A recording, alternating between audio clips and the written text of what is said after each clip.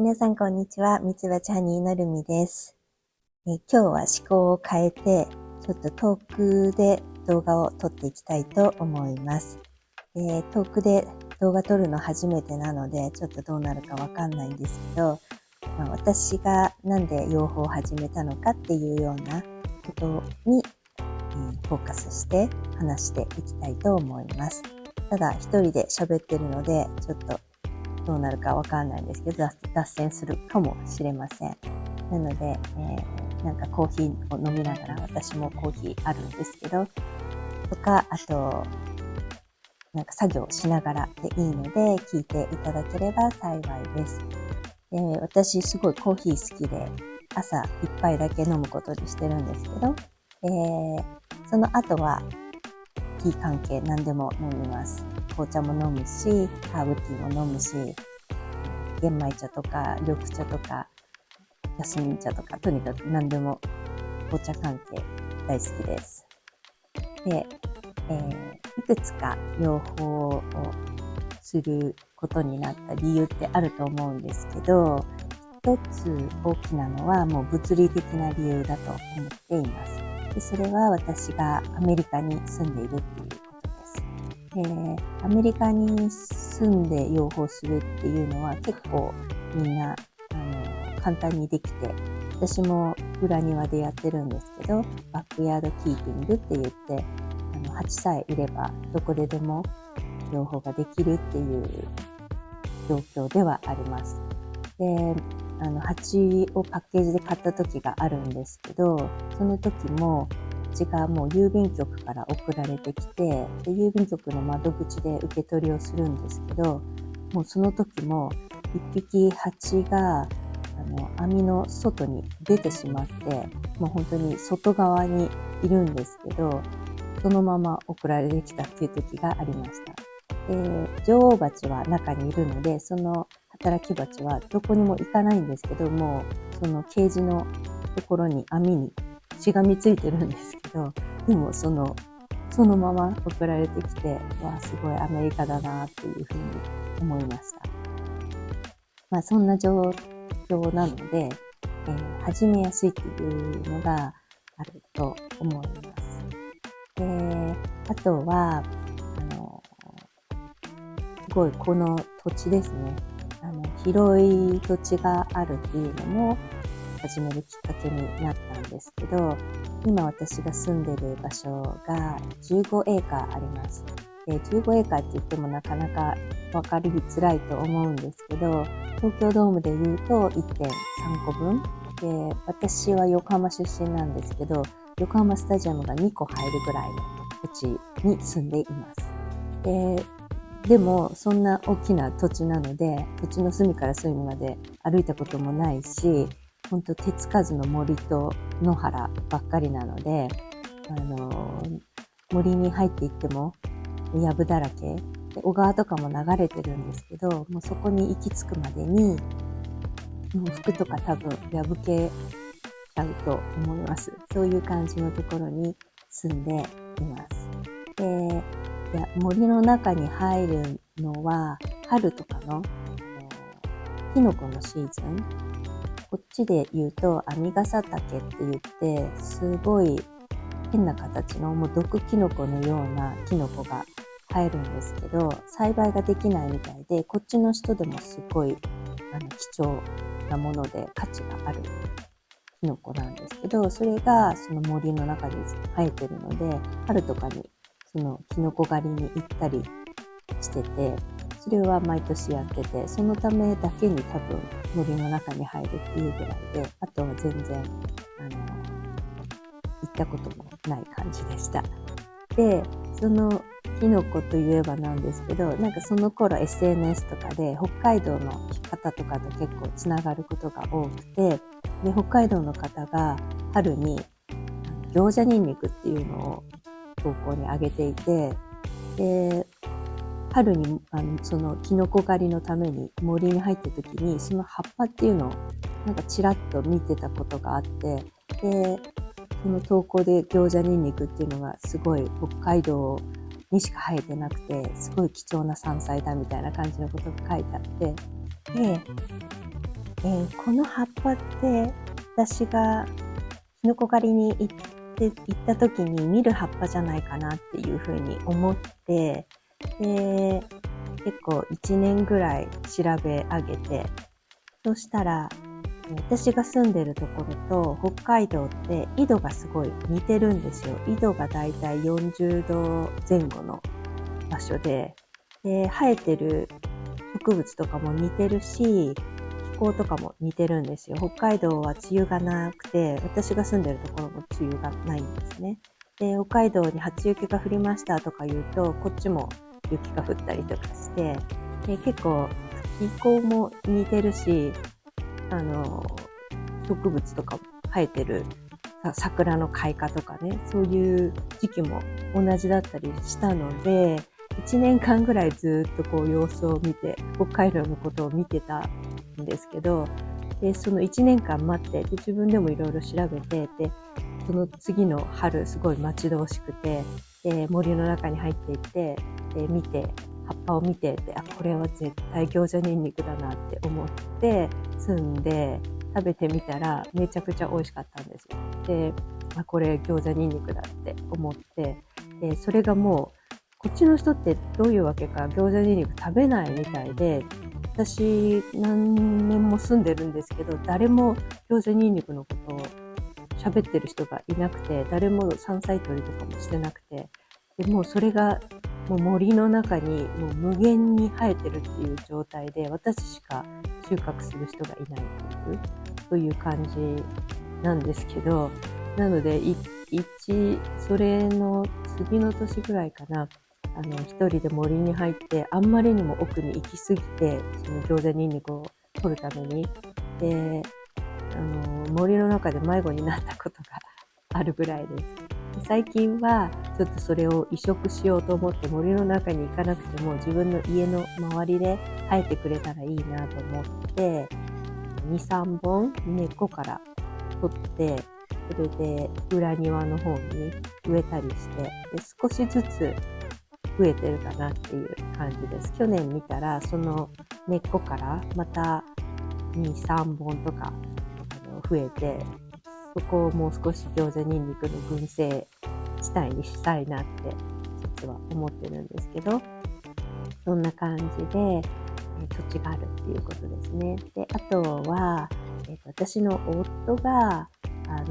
養蜂してたことがあって、もう6年ぐらい前の話なんですけど、もうその時は私はもうバリバリに仕事してたので、もう養蜂とか全く興味がなくて、取れた蜂蜜だけに興味があるっていう状態だったんですけど、それも本当に2、3年、1、2年ぐらいしか、彼も養蜂してなかったんですけど、ただ道具とかは全部あって、巣箱とか、ツールとかですね、養蜂に使う道具、燻煙機とか、スクレーパーとか、そういうの全部あったので、それも私が養蜂を始めるっていう上では、すごくハードルを下げてくれたかなっていうふうに思います。で、その物理的な理由が多分一番大きいといえば大きいんですけど、で、あと2つ目としては、私のバックグラウンドかなっていうふうに思います。で、私は研究職をしていたんですけど、研究職って日本でも研究所に勤めてて、薬の開発とかの研究をしてたんですけど、研究職ってすごい観察とか重要なんですね。で、データを取ったりとか分析したりとか、だからミツバチとかもすごい巣箱の様子とかを観察したりとか、いろいろどうしてこれをこうなったのかとか、こうなってるから次は何をしなきゃいけないとか、そういうことを考えるっていうのが結構研究とかとも似てるのかなっていうふうに思います。で、もうアメリカに来てから一社に入ったんですけど、すごく小さな会社に初め入ったんですね。で、ただそれが90年代初めとかにもうアメリカの会社とか吸収合併すごく激しくて、私が入った会社が300人ぐらいの小さい会社だったんですけど、会社がもうアメリカの会社だけではなくて、もうヨーロッパの会社、オランダとかフランスとかの会社とかも買収して、どんどん大きくなっていったんですね。で、私が勤めてる会社が、1500人ぐらいになった時に、今度は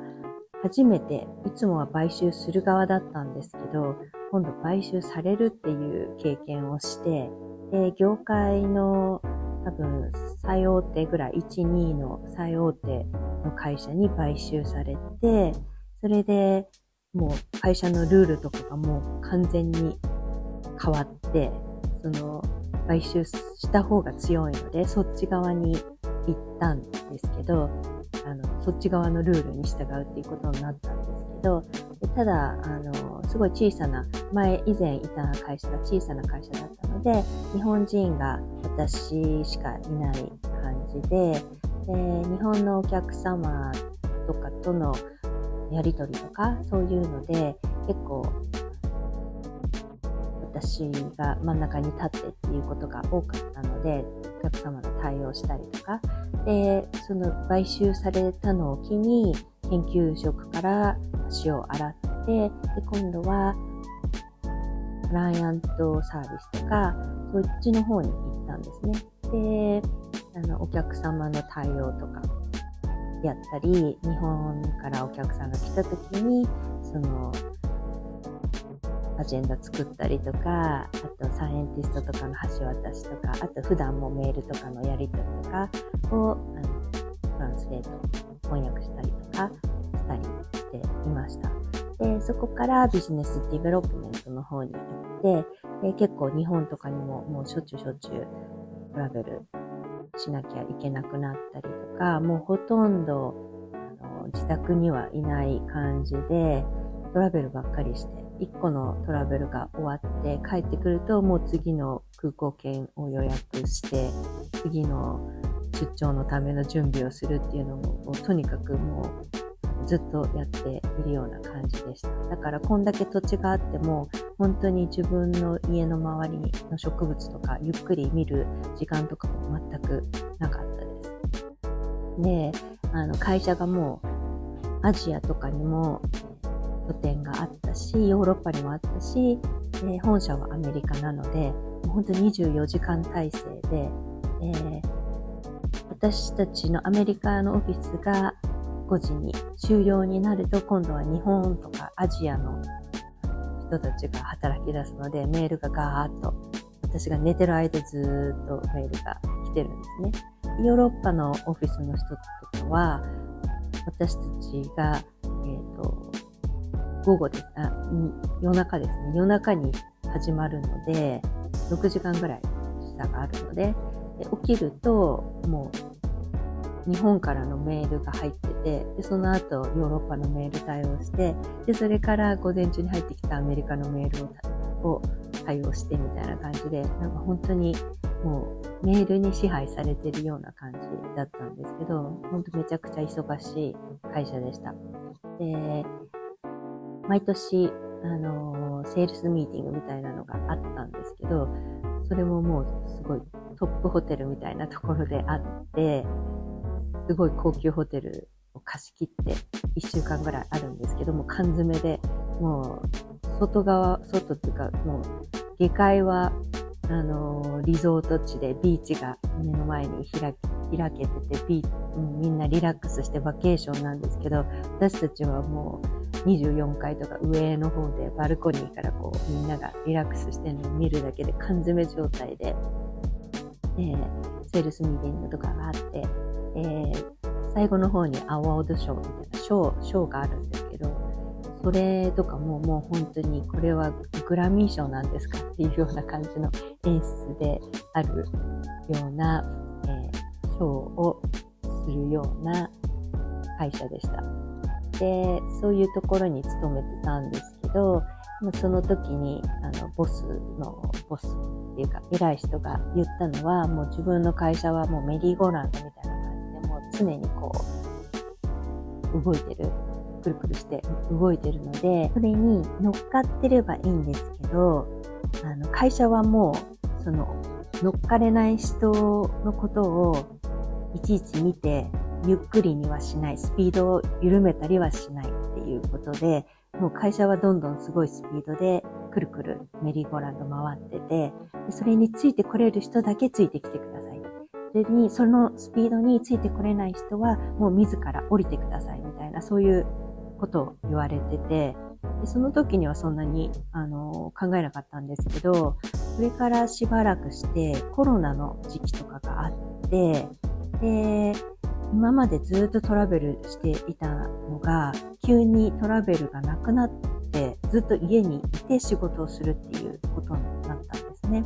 でそれで少しなんかそういうことも考え出して、でなんかちょっと違うんじゃないかみたいな、会社のスピードにちょっとついていってないんじゃないかっていうのもあって、それでもうずっとその一社に勤めてたんですけど、25年勤めたんですけど、就活を始めたんですね。そしたらその一社就活を始めたところがリモートで OK の会社だったんですけど、そこがなんかトントン拍子で1週間で決まってしまったんですね。で、来てくださいって言われて、それで25年勤めてたのに、それをなんかスパッとそこで辞めることにしたんですね。でもう私メリーゴーランドじゃあ降りるって言って、それでもう本当に何の音沙汰もなく、前触れもなくですね。前触れもなく、もうほぼ衝動的な部分っていうのもあったと思うんですけど、ちょっとチェンジっていうか、変えたいなっていうのもあって、それでそこをスパッとやめることにしました。で、そこから、そうですね、新しい会社、その転職先っていうのが今度はニューヨークシティで、ニューヨークのど真ん中にある会社だったんですけど、本当に 9/11 のワールドトレードセンターから多分3分から5分ぐらいのところにある、もう本当にニューヨークのど真ん中でみんなが観光で行くようなところだから、私はドラマは見てなかったんですけど、セックス&シティっていうドラマの登場人物のようにホテルに泊まって、でそこから出勤するっていうようなことが3ヶ月おきぐらいにあったんですけど、もうニューヨークの街をさっそうと歩いていくビジネスウーマンみたいな感じで働いたりしていました。でただその大きな会社からその転職先、そこがめちゃくちゃ小さかったんですね。で私が辞めた時、その前々職っていうのはもう2万人ぐらいの従業員数になっていたんですけど、そこの2万人の大手の会社から今度めちゃくちゃ小さい会社に移って、でトータルで10人ぐらいの会社だったんですね。そしたらもう全然その会社のルールとかも違うし、予算も違うし、なんか過去に戻ってしまったみたいな感じがあって、でそのニューヨークの会社はオフィスはニューヨークなんですけど、やっぱり研究とかがあって、でそれは日本にあったんですね。なので今盛んに失われた30年って言われてるんですけど、本当に私が日本を出た時とほぼ変わらないようなシステムをアメリカでも使っていて、でこれはもうなんか時代をタイムマシンで遡ってしまってるなっていう感じで、もう未来の状況を知っているのに過去に戻れないなっていうことで、この会社を1年経たずに辞めることにしたんですね。でそれはあまりのストレスで帯状疱疹が出てしまって、でそれもニューヨークに出張の時だったんですけど、ホテルで、鏡を見たら背中とか脇にすごい発疹が出ていて、で何なのかわからなかったんですけど、なんか虫とかに結構肌が弱いのでかぶれたのかなって思ってたんですけど、翌日とかどんどんそれが広がっていって、すごいチクチク痛いんですよ。でも我慢して仕事をして、で家に戻ってからもう急いでウォークインのクリニック、もうイマージェンシーみたいなのに駆け込んだら、もう案の定帯状疱疹ですねって言われて、なんかもう体の方が、自分は仕事を頑張ろうって思ってるんですけど、頭の中では。でも体がもう悲鳴を上げてるなと思って、ちょっとやめることを考えて、考え出しました。で、その時に、じゃあ次何をしようっていうことで、これが多分3つ目の理由、やっと養蜂につながるんですけど、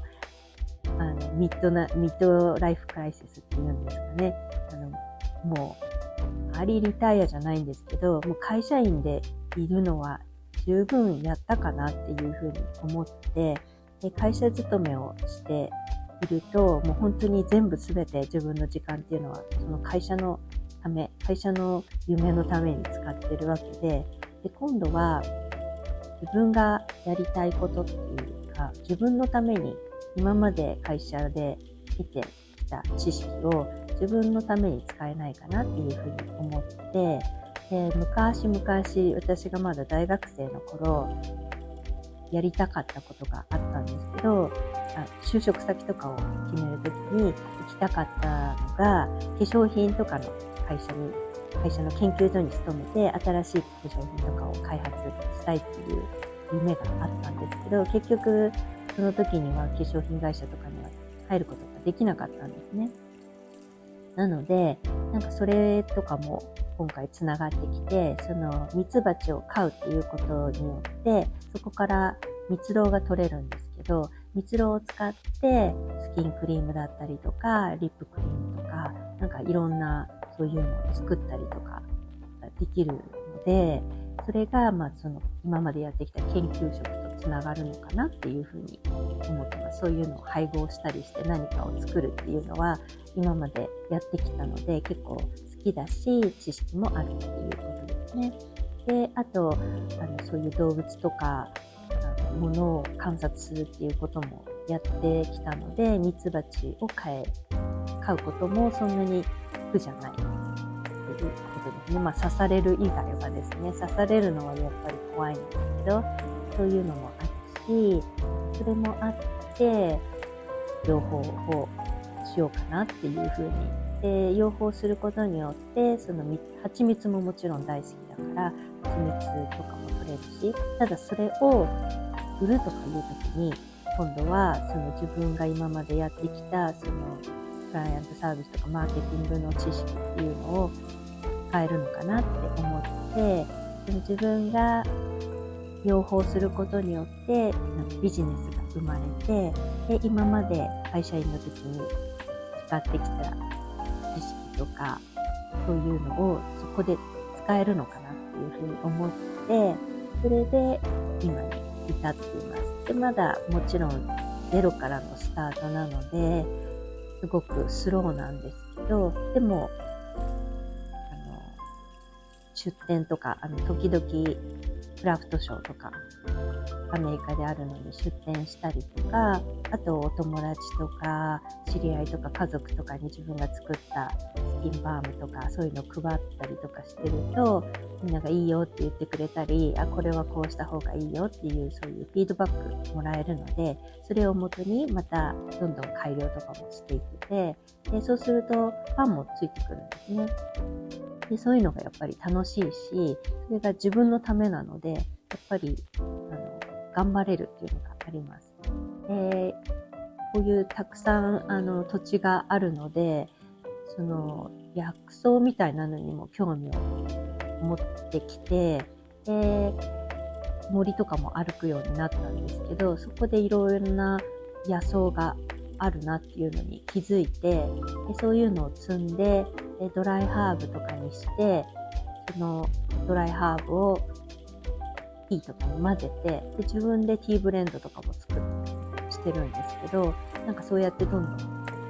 自分のビジネスが広がっていくなっていうのがあって、養蜂を中心に私のビジネスがどんどん大きくなってくれればいいなと思っています。結構長く話してしまったんですけど、こんな感じで、養蜂を始めるきっかけが今まで話した感じです。これからもビデオを見ていただけると嬉しいです。それでは See you in the next video。ご視聴ありがとうございました。養蜂やアメリカ生活にご興味のある方はぜひチャンネル登録をお願いします。